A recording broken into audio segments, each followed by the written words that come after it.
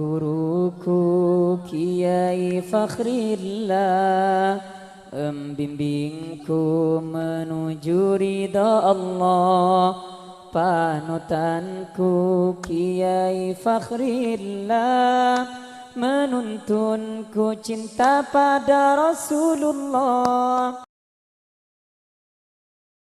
Assalamualaikum warahmatullahi wabarakatuh. Bismillahirrahmanirrahim. Alhamdulillahirrabbilalamin. Allahumma sholli ala sayyidina Muhammadin wa ala ali sayyidina Muhammadin, amma ba'du. Pemirsa Nuba TV dimanapun Anda berada, berjumpa kembali dengan saya Kifatul Azkiyah selaku host Nuba TV dalam program khusus In Memoriam Almarhum Almarhumullah Raden Kiai Haji Fakhrillah Ashhal. Di sini kami sudah bersama dengan Ketua Faharsmania Pusat, yakni Kiai Haji Jalil AZ. Pemirsa Nuba TV, tidak asing kita mendengar Faharsmania di mana-mana, bahkan di seluruh pelosok desa di Kabupaten Bangkalan. Nama ini sangat populer, khususnya di kalangan para remaja, anak-anak, bahkan orang dewasa juga ada yang mengetahuinya. Betul sekali, Faharsmania adalah nama dari jamaah majelis dari Almarhumullah Raden Kiai Haji Fakhrillah Ashhal. Kita sapa terlebih dahulu narasumber kita. Assalamualaikum Kiai. Waalaikumsalam. Bagaimana kabarnya? Alhamdulillah sehat. Alhamdulillah. Di sini sampean selaku Ketua Faharsmania Pusat. Sebelum kita membahas mengenai Faharsmania, kita mungkin sampean mempunyai cerita bagaimana sih Anda mengenal beliau. Terima kasih. Assalamualaikum warahmatullahi wabarakatuh. Waalaikumsalam warahmatullahi wabarakatuh. Dalam kesempatan siang hari ini, sebenarnya berat rasanya untuk bercerita tentang guru kami tercinta, namun demi keberlanjutan perjuangan beliau dengan sangat berat hati, mungkin akan kami sampaikan sepengetahuan yang bisa saya sampaikan, karena sebenarnya untuk menceritakan beliau ini, orang yang seperti saya ini kayaknya belum waktunya, belum pas. Namun akan saya sampaikan apa yang saya tahu. Yang pertama, saya sangat melihat beliau ini khususnya berkaitan dengan Faharsmania yang sangat kami kenang adalah bagaimana beliau mengayomi masyarakat, yang beliau tidak mengenal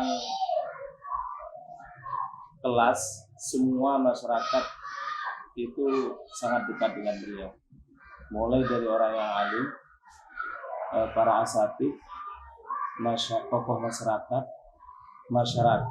dan juga dengan generasi muda, para remaja, beliau sangat dekat. Nah, ini mungkin yang sangat terpatri dalam memori kami sebagai salah satu pengurus Faharsmania tentang sosok beliau. Yang berangkat dari ini menjadi tantangan ke depan adalah bagaimana sosok beliau ini bukan hanya sebagai sosok yang bisa kami kagumi, tapi bagaimana nanti sosok yang sudah terpatri, yang sudah diberikan oleh beliau, baik melalui daur beliau, perilaku beliau, ini juga bisa kami aktualisasikan dalam kehidupan sehari-hari. Karena saya yakin itulah harapan beliau kepada kami selaku anggota Faharsmania, khususnya para pengurus. Dan kebetulan sebenarnya saya hanya kebetulan saja jadi ketua Faharsmania, dan itu mandat dan amanah dari beliau.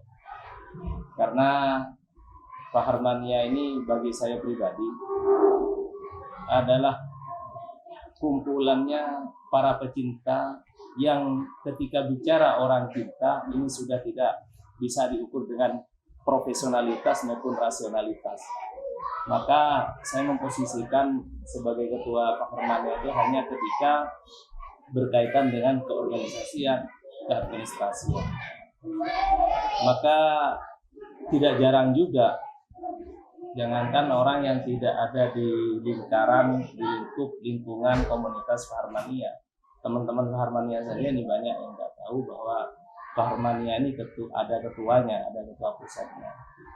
Namun karena itu adalah komunitas para pecinta, dan itu kita tahu dari namanya saja adalah orang-orang yang mencintai Raden Kiai Haji Fahril Ashol, maka maghnitnya, kiblatnya itu beliau, guru kami Raden Kiai Haji Fahril Ashol. Beda dengan organisasi lain, peran dari seorang pengurus, apalagi ketua dan jajarannya ini kan memiliki peran terhadap gerak langkah bagaimana organisasi itu jalan. Nah, kalau di Paharmania ini beda, semuanya itu muaranya kepada beliau, Raden Kiai Haji Fahril Ashol. Maka praktis saya sebagai ketua Paharmania hanya ketika berkaitan dengan administrasi, terkait dengan hal-hal yang menurut beliau butuh untuk kami terlibat di dalamnya, baru kami masuk. Bahkan dalam surat menyurat pun di Paharmania semuanya itu baik undangan apapun semuanya tanda tangan langsung beliau. Tidak ada nama pengurus Paharmania kemudian ditandatangani oleh ketua maupun sekretaris, tidak ada. Itu semua kami maksudkan biar cinta dari para pecinta Raden Kiai Haji Fahril Ashol ini betul-betul bermuara kepada beliau. Itu sekelumit tentang Paharmania. Kemudian yang sangat sulit untuk kami lupakan, bagaimana beliau mengayomi masyarakat, khususnya para kalangan generasi muda. Ini saya tidak heran ketika teman-teman para remaja ini kemudian seperti cintanya, kata orang sekarang, cinta buta kepada beliau. Karena memang beliau itu selalu menyiapkan waktunya untuk para generasi muda yang awalnya tidak, ya mungkin walaupun saya yakin tahu tentang sholawat, tapi sulit lisannya untuk melafadzkan sholawat. Ketika didampingi oleh beliau Raden Kiai Haji Fahril Ashol, mereka merasa nyaman untuk setiap waktu bisa melafadzkan kalimat-kalimat sholawat sebagai bentuk ekspresi kecintaan kepada baginda Rasulullah SAW. Dan kalau kita lihat dari teman-teman anggota Paharmania, ini seakan-akan tidak ada batasan antara guru dan murid, antara guru, kiai dan santri. Beliau betul-betul menghapus sekat-sekat itu sehingga teman-teman remaja ini merasa nyaman ada di dekat beliau. Itu yang mungkin sangat sulit terhapus dari apa yang kami simpan dalam diri kami.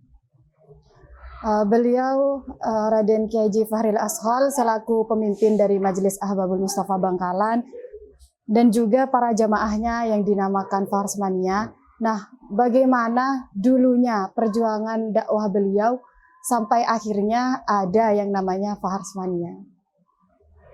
Kalau kita menarik ke belakang dari awal kemudian terbentuk Paharmania di tahun 2012, ini merupakan bentuk kegelisahan beliau selama beliau memimpin organisasi yang ada di Kabupaten Bangkalan sebagai wadah media perjuangan beliau. Karena rata-rata para dai yang ada di Kabupaten Bangkalan itu kan yang mampu disasar itu adalah kalangan dewasa atau masyarakat umum yang sudah generasi sepuh. Itu sudah merupakan hal yang sudah biasa menjadi media dakwah dari para dai yang dari Kabupaten Bangkalan. Kemudian bagaimana generasi muda ini selalu menjadi beban pikiran beliau, khususnya ketika jembatan Suramadu selesai dibangun. Nah, dari berbagai organisasi yang beliau pimpin, salah satunya adalah Nahdlatul Ulama, ini sangat sulit ketika mau mengumpulkan atau mengajak para generasi muda ini masuk ke organisasi yang sebenarnya di NU itu sudah ada banungnya, badan otonomnya, itu IPNO maupun itu NU. Tapi masyarakat Bangkalan, generasi mudanya ini merasa yang mungkin malu atau merasa ada perasaan kalau bergabung dengan Nahdlatul Ulama yang namanya saja adalah Nahdlatul Ulama, walaupun di situ khusus segmen pemudanya. Akhirnya beliau berinisiatif mengkanalisasi bagaimana generasi muda ini, para remaja ini tetap masuk dalam barisan Nahdlatul Ulama, tapi tidak menggunakan nama Nahdlatul Ulama. Sehingga ini juga pernah di awal-awal dibentuknya Paharmania ini memunculkan persepsi, asumsi di sebagian masyarakat bahwa kiai ini membentuk jejaring tapi di luar Nahdlatul Ulama, padahal beliau adalah pengurus cabang Nahdlatul Ulama pada waktu itu. Nah, berawal dari itu kiai kemudian mulai dakwahnya itu pertama melalui zikir. Setelah zikir dimulai dengan sholawat. Nah, ketika masuk ke sholawat ini sepertinya sambutan daripada remaja Kabupaten Bangkalan ini kelihatannya bagus, masuk. Jadi para teman-teman generasi muda di Bangkalan menyambut dengan sangat luar biasa. Nah, kemudian setelah melihat itu, beliau dengan teman-teman yang sudah lebih awal bergabung dengan beliau akhirnya berinisiatif untuk membuat wadah apa yang bisa mengikat para remaja yang sudah sering mau hadir ke majelis-majelis beliau. Akhirnya disepakati Paharmania. Jadi Paharmania ini mulai tahun 2012 dibentuk oleh beliau. Saya ditunjuk menjadi ketua tanpa ada pemilihan. Kemudian saya minta pada waktu itu hanya untuk mengantar. Nanti ketika Paharmania ini sudah jalan, kami minta ada dari kalangan remaja ini yang bisa menggantikan posisi sebagai ketua Paharmania. Namun kenyataannya di saat waktu pergantian pengurus, beliau tetap menulis nama saya untuk jadi ketua Paharmania. Ya karena saya sebagai santrinya, saya sampai wakokna sampai beliau dipanggil oleh Allah Subhanahu Wa Taala, saya tetap menjadi ketua Paharmania. Itu awal dibentuknya Paharmania. Jadi hanya dalam rangka bagaimana para generasi muda di Kabupaten Bangkalan ini bisa bergabung dalam dakwah, dalam majelis beliau, dalam dakwah beliau, yang intinya kegelisahan itu muncul ketika jembatan Suramadu selesai. Jadi dikhawatirkan nanti generasi muda di Kabupaten Bangkalan ini mengalami kemerosotan baik akhlak maupun keimanan kepada Allah Subhanahu Wa Taala, baik dalam beragama. Sehingga untuk memagari itu, ya karena namanya anak muda, kalau kita menyodorkan metode dakwah yang sudah ada, yang itu konsumsi para remaja atau orang sepuh, mungkin sulit untuk diterima. Akhirnya beliau berinovasi dengan bentuk majelis, zikir dan sholawat. Dan alhamdulillah itu sangat bisa kita rasakan dampaknya. Baik, luar biasa sekali perjuangannya beliau, serta mungkin ada cerita yang sangat sampean ingat selaku Faharsmania, ketua Faharsmania, dalam perjuangan beliau sampai-sampai Faharsmania ini ada di seluruh kecamatan, di desa-desa. Mungkin ada cerita yang sangat menarik. Sebenarnya kalau saya yang bercerita itu sangat subjektif. Saya terus terang tidak mampu untuk berbicara objektif ya. Karena ya karena saya sudah melihat beliau ini. Ya saya tidak tidak bisa membahasakan apa bahasanya. Tapi yang pasti apa yang akan sampaikan itu mesti subjektif. Karena bagi saya beliau sosok yang sangat luar biasa. Dan sambutan masyarakat sehingga bisa meluas bahkan di luar Kabupaten Bangkalan, ya kembali lagi kepada jiwa beliau yang santun, yang ramah, yang welas asih. Jadi ada di dekat beliau itu enak. Kalau perjuangannya, karena saya oleh beliau diberi kesempatan untuk menjadi khadamnya sejak beliau merintis Fakhrmania, ini sudah semua orang tahu bagaimana perjuangan beliau. Hanya yang sangat saya ingat itu dalam memperjuangkan dakwah melalui majelis zikir dan sholawat itu, di awal-awal beliau kalau tidak ada acara di satu tempat, itu beliau mengajak teman-teman pengurus khususnya itu datang ke tempat itu, minta waktu kepada tokoh setempat, kemudian menjadwal ada acara. Dan semua biaya itu beliau yang menanggung. Pernah satu ketika ada di satu desa, beliau mulai dari panggung, sound systemnya, juga konsumsinya, beliau yang menyiapkan. Akhirnya dari masyarakat setempat, salah satu tokohnya itu tanya ke saya, itu apakah Kiai berkenan, misalnya masyarakat saya, artinya di tempat itu, untuk memberikan sumbangan biaya kepada beliau. Akhirnya saya matur ke beliau. Beliau menerima, beliau menyebutkan angka. Pada waktu beliau menyebut angka dengan bahasa Madura, "Engki tak apa-apa, 2,5." Bagi saya, bahasa 2,5 itu adalah 2.500.000. Itu bahasa yang saya tangkap seperti itu.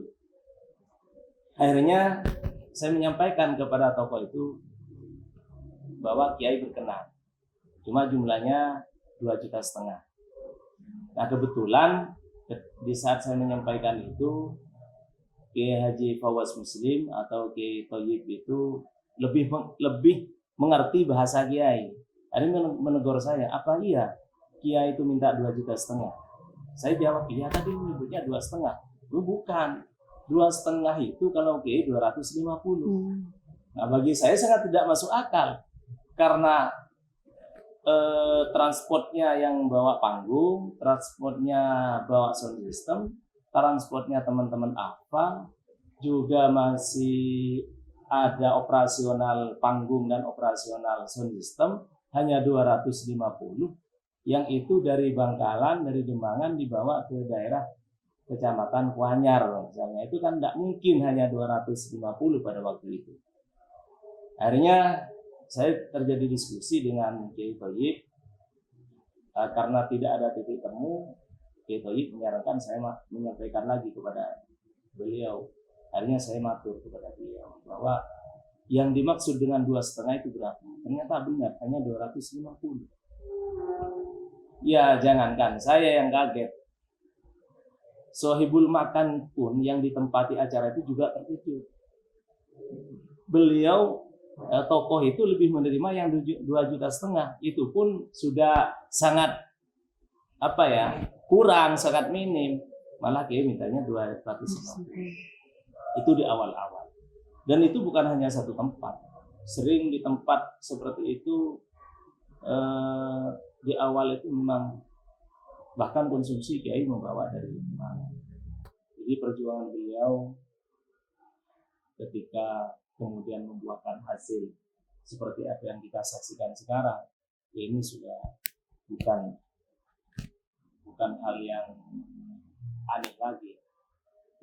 Sudah berbanding dengan perjuangan beliau yang sangat luar biasa. Dan beliau juga dalam mendakwahkan zikir sholawat ini, beliau sampaikan dengan cara yang sangat lemah lembut, dengan sangat tawadu, sehingga orang yang tidak paham, yang hanya melihat dari luar, itu menganggapnya bahwa dia itu mendapat undangan. Padahal sebenarnya sangat banyak acara-acara di mana itu semua kiai yang memberikan biaya. Juga pernah saya ketemu dengan salah satu tokoh, di mana tokoh ini sempat menyampaikan penilaiannya tentang Raden Kiai Fakhri Ashgor, bahwa dia memiliki latar belakang yang bisa dikatakan kurang baik menurut masyarakat. Beliau ada di dunia hitam, kemudian tertarik hadir ke majelisnya kiai, bahkan pernah mengadakan acara di rumah beliau. Nah, ini di saat acara ramah tamah, saya sempat menanyakan, kok bisa dengan tertarik dengan dakwah kiai, bahkan sekarang mengundang kiai. Jawaban dari tokoh ini ke saya senangnya Kiai Fahri ini dalam berdakwah tidak pernah mengajak, apalagi menegur. Biasanya para dai itu kalau ada orang yang melakukan maksiat misalnya, melanggar perintah Allah, ini kan ditegur, bahkan cenderung dimarahi. Nah, ini kok ada kiai masih muda, hanya menyampaikan, membaca sholawat dan dzikir, tidak pernah menyinggung tentang perilaku atau apa yang dilakukan masyarakat. Akhirnya beliau tertarik, sering ikut katanya. Kalau saya ketemunya pada pas acara di lokasi itu, sering ikut, akhirnya muncullah keinginan untuk bisa mengundang, menghadirkan dia. Akhirnya terwujud, beliau bisa hadir untuk baca dzikir. Itu buah dari mungkin dari penampilan beliau dalam menyikapi hal-hal yang terjadi di tengah-tengah masyarakat. Kalau boleh saya mengutip dawuhnya Raden Kiai Muhammad Nasir Ashgor, Kiai Fahri ini walaupun tidak separipurna apa yang dimiliki oleh baginda Rasulullah SAW, sebenarnya akhlak beliau, perilaku beliau adalah perwujudan dari apa yang beliau cintai, yaitu baginda Rasulullah SAW. Jadi masyarakat melihatnya seperti itu. Yang sempat bicara, yang sempat diskusi dengan saya, penilaian tentang Raden Kiai Fakhri Ashgor.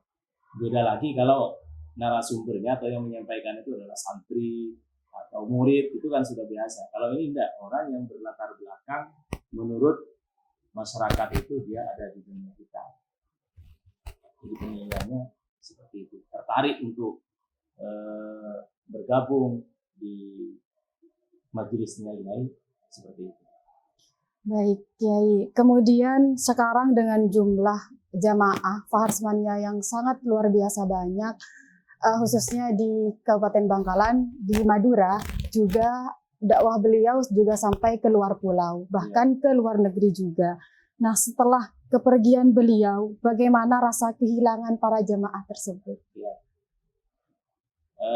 Kalau itu mungkin bukan hanya dirasakan oleh Pak Herman ya, semua masyarakat Bangkalan juga merasakan bagaimana beliau meninggalkan kami begitu cepat.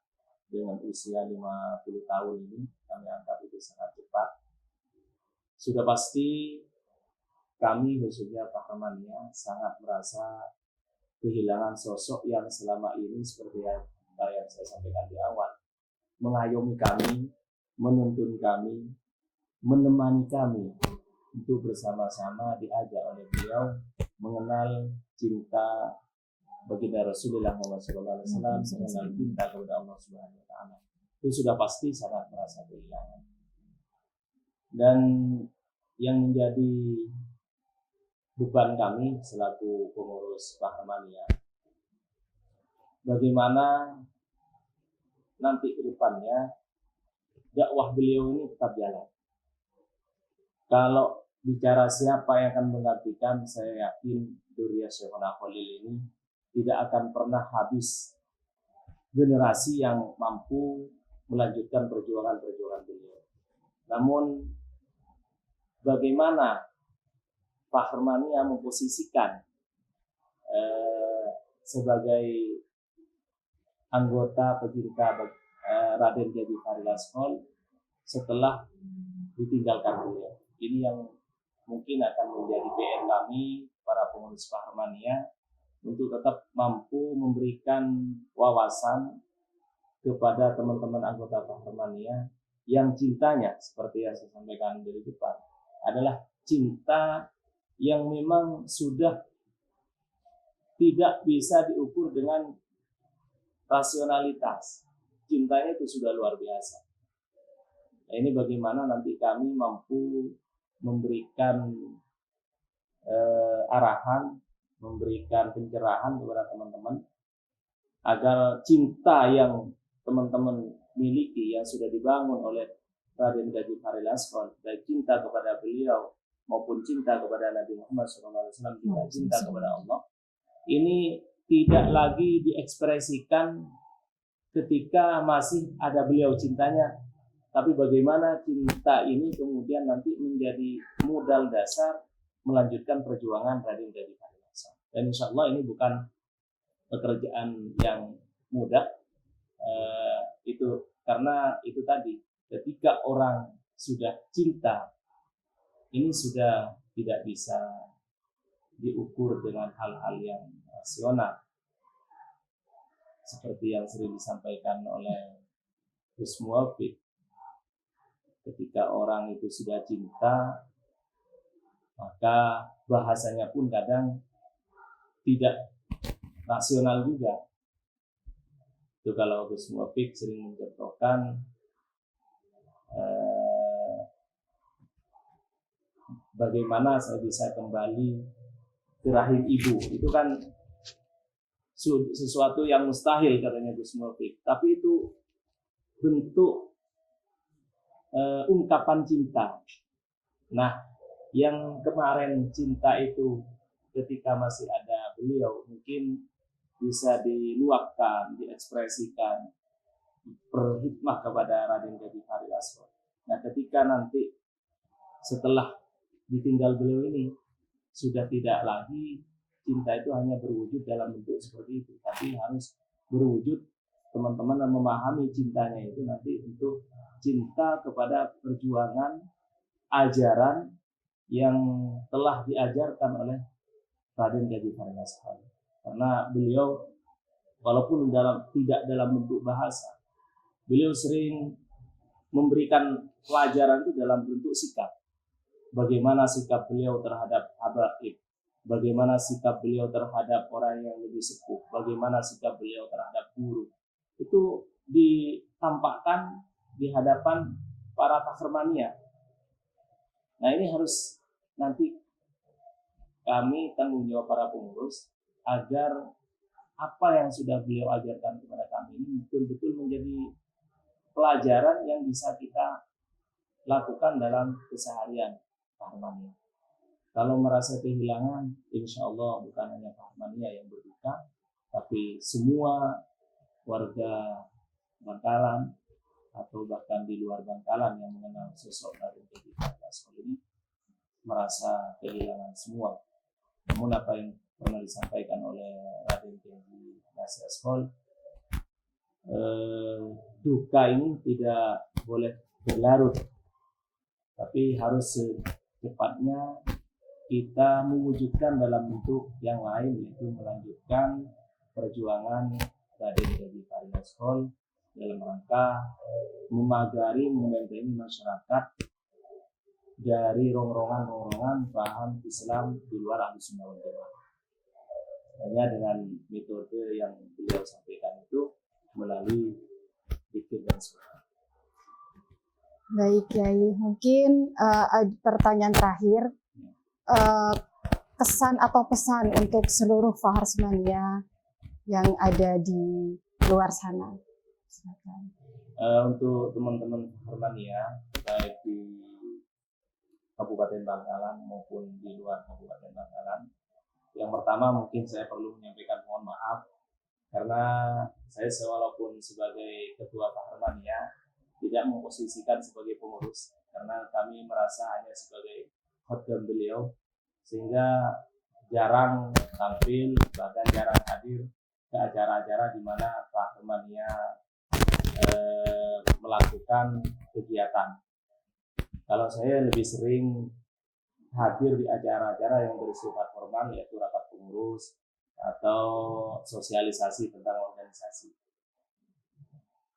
Kemudian mungkin yang bisa saya sharing, saya tidak berani menyampaikan pesan, tapi mungkin sharing seperti apa yang kami sampaikan di awal, bahwa perjuangan Raden Kiai Fahri Ashol yang kemudian mampu menyatukan kita dalam satu wadah Faharsmania dan juga mampu membawa kita untuk mencintai beliau, yang kemudian oleh beliau cinta itu diarahkan untuk cinta baginda Rasulullah Muhammad SAW, juga cinta kepada Allah Subhanahu Wa Taala. Maka wujud cinta selanjutnya bisa kita aplikasikan dalam bentuk melanjutkan perjuangan beliau.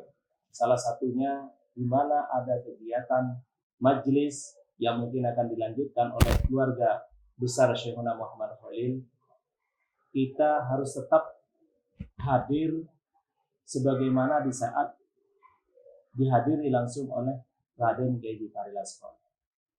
Itu mungkin yang perlu pertama saya sampaikan, bahwa kita tetap harus semangat seperti ketika kita bersolawat bersama Raden Kiai Fahri Ashol. Tentunya ini bukan hal yang mudah. Mungkin saya hanya bisa bicara menyampaikan, tapi untuk mewujudkan dalam bentuk langkah nyata ini sangat berat, karena saya pribadi sampai detik ini ketika mendengar nama beliau aja disebut, apalagi ada video, apalagi ada cerita, ini harus betul-betul mampu menahan emosi untuk tidak menangis. Jadi mungkin teman-teman bisa merasakan apa yang saya rasakan, mungkin lebih dari itu. Tapi kembali lagi kepada pesan keluarga besar Pondok Pesantren Syekhuna Khalil melalui Raden Kiai Fahri Ashol, bahwa duka kita tidak boleh berlarut-larut. Kalau memang mau Raden Kiai Fahri Ashol bahagia, maka kita harus mampu menghidupkan ajaran beliau, harus mampu menghidupkan, melanjutkan cita-cita beliau, yaitu menjadi masyarakat pecinta baginda Rasulullah Muhammad SAW, juga cinta kepada Allah Subhanahu Wa Taala melalui sholawat dan zikir. Nah, mungkin yang terakhir, beliau punya cita-cita melalui Faharsmania ini, melalui majelis zikir dan sholawat, sebenarnya ingin masyarakat Bangkalan ini bersama-sama masuk menjadi warga NU yang sejati. Jadi harapan beliau melalui Faharsmania, juga majelis-majelis yang lain, menurut beliau sebenarnya semuanya beliau mau mengajak melalui semua majelis itu untuk bersama-sama ada di barisan Jami'iyah Nahdlatul Ulama. Itu inti dari semua perjuangan dakwah beliau. Baik, terima kasih Kiai. Pemirsa Nuba TV, mungkin cukup sekian bincang kita mengenai almarhumullah Raden Kiai Haji Fahri Ashol, dan semoga kita senantiasa mendapat barokah beliau dan diakui menjadi santrinya di dunia sampai di akhirat nanti. Cukup sekian, saya Kifatul Azkiyah undur diri. Wallahul muwaffiq ila aqwamit thoriq. Wassalamualaikum warahmatullahi wabarakatuh. Oh guruku Kiai Fakhrillah, membimbingku menuju ridha Allah, panutanku Kiai Fakhrillah, menuntunku cinta pada Rasulullah.